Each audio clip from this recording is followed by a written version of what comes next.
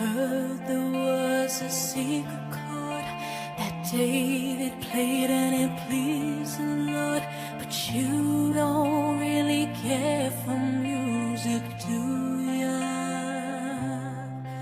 Well, it goes like this: the fourth, the fifth, the minor fall, and the major lift.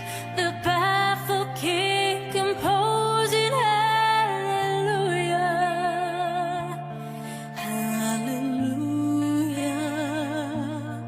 hallelujah, hallelujah, hallelujah.